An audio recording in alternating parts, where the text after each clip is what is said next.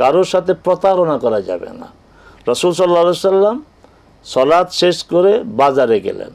দেখুন, আমরা রাসূল সাল্লাল্লাহু আলাইহি সাল্লামকে মসজিদের ইমাম বানিয়ে রেখেছি, রাসূল সাল্লাল্লাহু আলাইহি সাল্লাম থেকে জিকির শিখি, দোয়া শিখি, কিন্তু রাসূল সাল্লাল্লাহু আলাইহি সাল্লামের থেকে আমরা বাজার ব্যবস্থা শিখি না।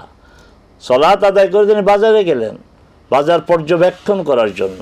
এই যে বাজার মনিটরিং, এটা নতুন কোনো বিষয় না, আমার রাসূলের সুন্নাহ বাজার মনিটরিং করা। এই বাজার মনিটরিংয়ের শক্তিশালী ব্যবস্থা না থাকাতেই আজকে আমরা ক্রেতারা ভোক্তারা প্রতারিত হচ্ছি।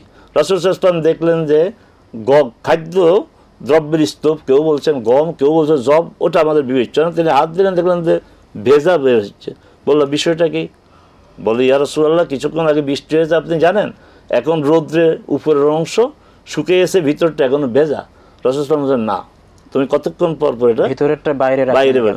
তো এখান থেকে রাসূল বলেন মান গাসসানা ফালাইসা মিন্না, যে প্রতারণা করে সে আমাদের মধ্যে থেকে নয়। তা আমাদের মধ্যে থেকে নয় কি?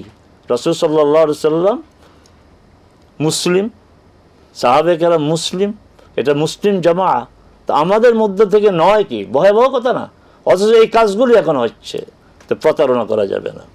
অমুসলিম, বিশেষ করে ইউরোপ আমেরিকাতে যারা আছে, অমুসলিমরা কিন্তু এই কাজটি করে না।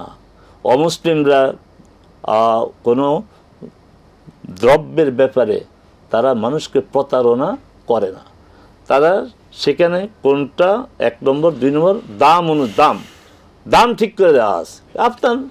আপনার মানে চয়েসের স্বাধীনতা আছে, ফ্রিডম অফ চয়েস। আপনি বেশি দাম দিয়ে ভালোটা নেন, এর একটু কম দাম দিয়ে আর একটু নিম্নমানেরটা নেন। কিন্তু তারা এই নিম্নমানের ভালো মানের এগুলিকে মিক্স করে একসাথে একাকার করে তারা বিক্রি করে না। মোহতারাম, চমৎকার আলোচনা করেছেন। আপনার এই আলোচনা দ্বারা দর্শকরা অনেক উপকৃত হবেন।